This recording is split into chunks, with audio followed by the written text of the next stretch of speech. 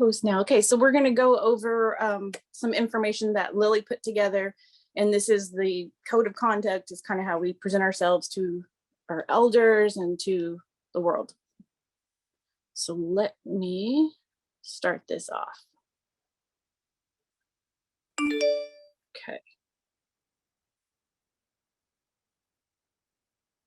Let me know what you guys can see. Can you guys see something that says code of ethics?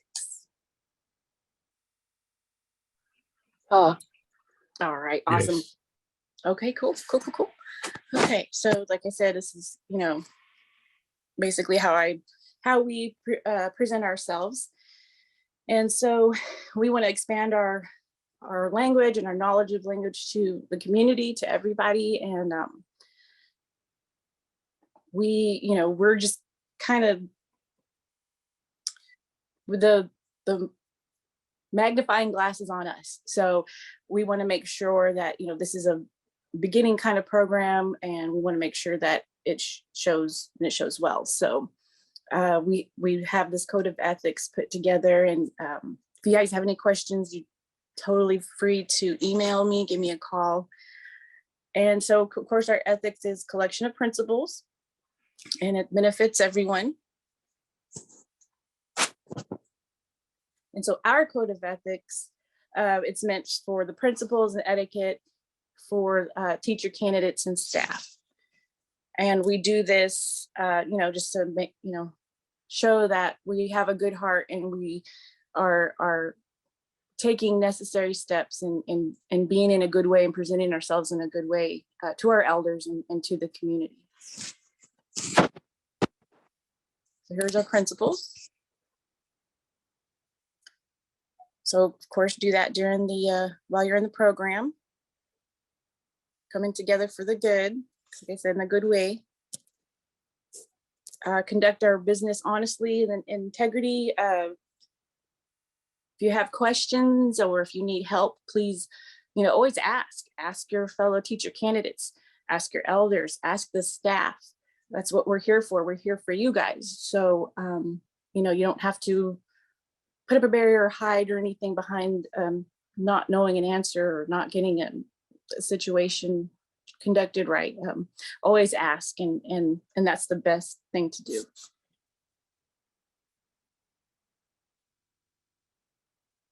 And like I said, ask the questions, and it's going to benefit the program. Here are our guidelines as teacher candidates.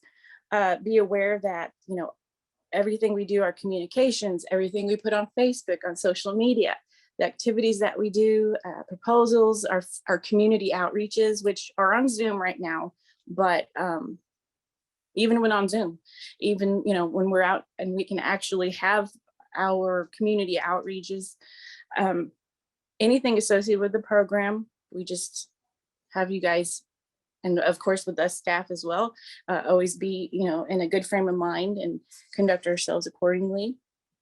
Have an honest effort when performing our duties. Try to get our stuff, our items honestly and fairly. That goes into pictures, recordings, anything that's going to help you with your lesson plans and help you learn more Kaiwa.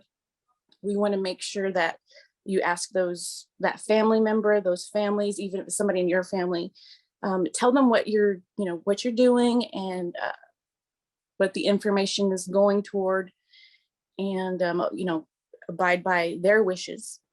And and I'll just add this, that anything that is shared with the program, we always ask the families, do you want this shared? And if not, then we house whatever artifact that it be, like pictures or recordings.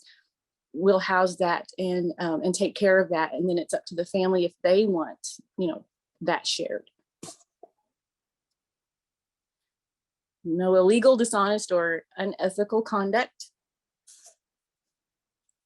Always using good judgment in everything that we do. Professional image. Talked about that. Respecting others and working well together and teamwork.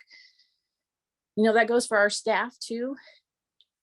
I feel like we've become, cohesive in those last couple months. And I look forward to seeing the teacher candidates have the same camaraderie with their elder mentor, with each other. And like I said, always be open-minded, ask questions, and don't be afraid to talk to each other. That's what teamwork is. And being polite and being pleasant with other people when they talk about or they ask questions about the program. Show our best side to them if you can, and let them know what the program is. Okay, so for number 9, there's a personnel policies and procedures rules that what we develop in this program goes back to the tribe, to the Kaiwa tribe. So, and that also goes with our intellectual property. So anything that we come up with, lesson plans, activities, somebody made like a card game or something for their lesson plan, that becomes, property of the Kaiwa tribe. So anything in our program will do that. That's like the trademarks, the copyrights, designs, licensing, commercial use. We'd like to make sure that everything that, even to our logos that we have right now, is property of the Kaiwa tribe and KLCRP. So, nothing's really to be sold, t-shirts, hats, whatever. Always talk to the program first, and we can always move that on, pass it up to the staff at the tribal complex. So closely observe confidentiality as they relate to elderly and families. Like I said, with any kind of information that we get, we really don't speak about it. We keep things quiet, and for the elders and for the families, any kind of questions like that we might have, let's take a second thought before we kind of blurt out those kind of questions. Sometimes it's personal, and sometimes those are stories that they may not want to talk about, the elders. And what they tell us is in confidence, and if they want us to share it, then they'll let us know. And here it comes with being respectful to our elder mentors, as it is with our guidelines, and you guys all know this. You guys know how to be respectful to our elders, or, you wouldn't be in this program. So you guys know how to do that. And here's our guidelines. So for most of them, most of the mentors, Kaiwa is their first language. So they're the experts. They are our, PhDs on this whole situation. So it's just remember that as you're speaking with them, and be respectful when they share. It's always good not to interrupt them or correct them. That is the biggest thing. Do not correct our mentors, or argue with them about, well, that's not how so-and-so said it, or that's not how, it's different in different families, and then different dialects wherever you come from. So those are, some of the things that we want to make sure that we don't offend them. We want to make sure we don't offend them. And if you have questions, you always need kind of wait till they're done speaking. If it feels like it's a sensitive question, you might want to ask them privately. Like this says, they're not required to have a degree or certificate or something. They are the experts on the subject. So it says, when you're interacting, ask questions and practice the speaking, but always listen. Absorb as much information in each session. Give the mentor space so they can open up and really talk about the subject. You guys know Kaiwa etiquette. Some elders, if you're a female and your elder is a male, they have some space when you're sitting next to them, and the opposite as well. they won't fight to have the floor. And if you end up doing the whole session and talking, they're not going to say anything. They're just going to let you talk. And that's their time. That's their time to share with us. So we want to make sure that they have the floor for that. So, and then one topic they have will lead to all these memories and stories and things, and they might feel good about that, and they just want to share that and express those feelings. And so sometimes, they'll be off topic, but they'll get back to it. They'll come back around to it. And the way I see it is that whatever they share, even if it's not on topic, it's a jewel. It's something precious that we need to always remember. And I'll share that my 3 elders, they're not here anymore, my elder mentors. So I cherish everything that they told me and everything that they shared with me. And I'm so thankful for that. So if they get off subject, it's more information that you get to keep in your heart. So the mentors have agreed to 2-hour sessions every week and to be with their assigned leaders. This is very a commitment that they make, and we want to be mindful of their time. So let's keep that at the 2-hour time.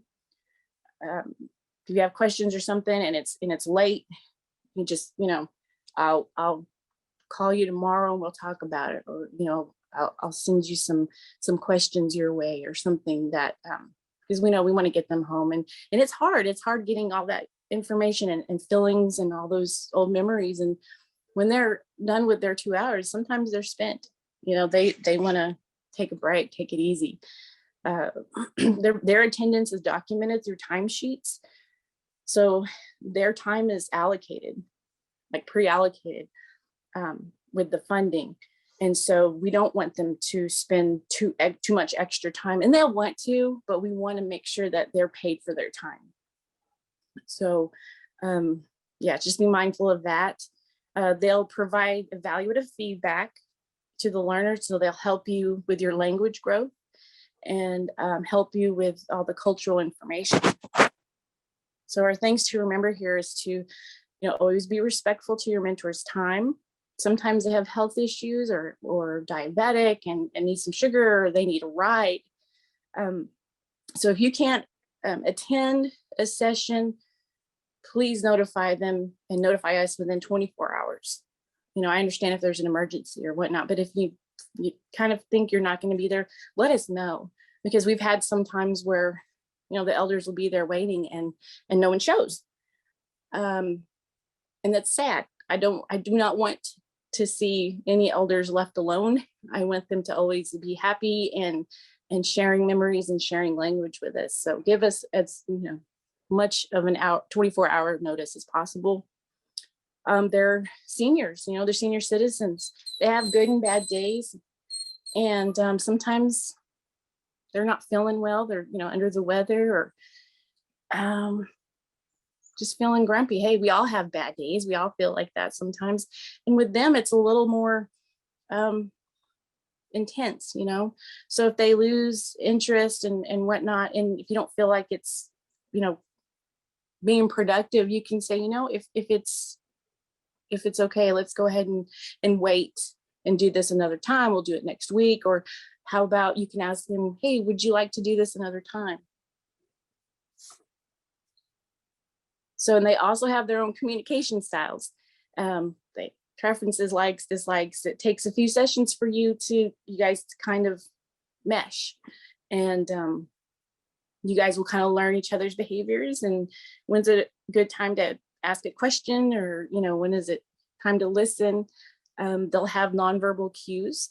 You'll see if they're, not interested, or if they're upset, or they're having issues, or have, memory. Sometimes it's like hard to remember some things that they really want to talk about. And that's okay if they're having an issue with that. We can always go back to it later on, make it that they don't get frustrated, I think is what what we want to make the point about.